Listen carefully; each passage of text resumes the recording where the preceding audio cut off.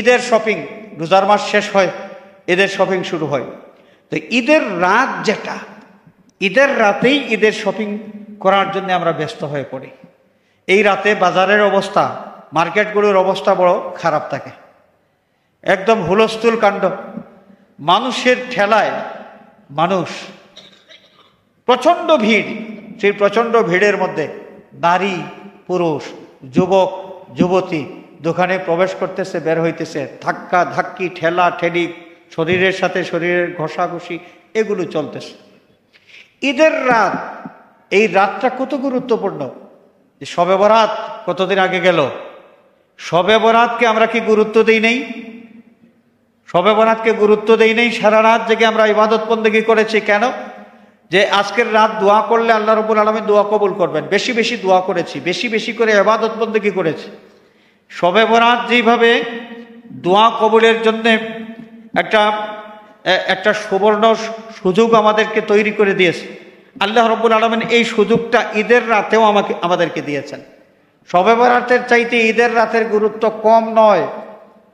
শবে বরাতের চাইতে ঈদের রাতের গুরুত্ব কম নয়। ঈদের রাতেও আল্লাহর বন্দাবান্দি আল্লাহর কাছে যা দোয়া করে আল্লাহ রাব্বুল আলামিন সব দোয়া কবুল করেন। এই রাতটা যেখানে আল্লাহর কাছ থেকে আমরা মাগফিরাতের শুভ সংবাদ পাবো, আল্লাহর পক্ষ থেকে রহমত পাওয়ার আশা করব, আল্লাহর পক্ষ থেকে বরকত পাওয়ার আশা করব, এই রাতটা যদি শপিংয়ের নামে আমরা কাটাই, তাহলে এই যে ঠেলাঠেলি, ধাক্কাধাক্কি, নারী পুরুষ, যুবক যুবতী, প্রতিটি মুহূর্তে মুহূর্তে কবিরা গুনাহ হচ্ছে। গুনাহ মাফ করানোর জন্য আল্লাহ রাব্বুল আলামিন এই রাতটা আমাদেরকে দান করেছেন, ঈদের রাত।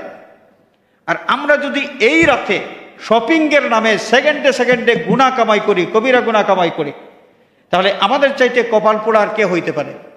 সুতরাং যুবক মানুষ যারা, যুবক বন্ধু যারা আছেন, বিশেষ করে আমি তাদেরকে আহ্বান করব, আমার ভাইরে, ঈদের শপিং আপনি করবেন ঈদের রাতে নয়, আপনি ঈদের আগে, সপ্তাহ দিন আগে, 10 দিন আগে, 8 দিন আগে, 3 দিন আগে ঈদের শপিংগুলো আপনি শেষ করেন। এবং সবচাইতে ভালো হয় শেষের 10 দিন শুরু হওয়ার আগে যদি ঈদের শপিংটা শেষ করতে পারেন। কারণ শেষের 10 দিনের মধ্যে শবে কদর আছে।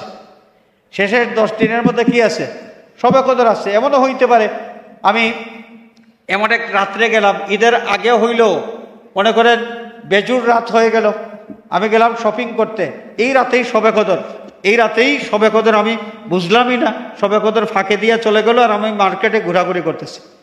আমি আহ্বান করব, ঈদের শপিং টপিং যা আছে সব রোজার মাসের এই প্রথম 2 দশকের ভিতরেই যেন আমরা শেষ করি।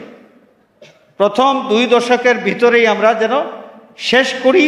শেষের 10 দিন, রোজার মাসের শেষের 10 দিন ঝামেলা আমরা যত কমাইতে পারি, যত বেশি ঝামেলা মুক্ত থাকতে পারি, আমরা রাত জেগে ইবাদত বন্দেগী করতে পারবো।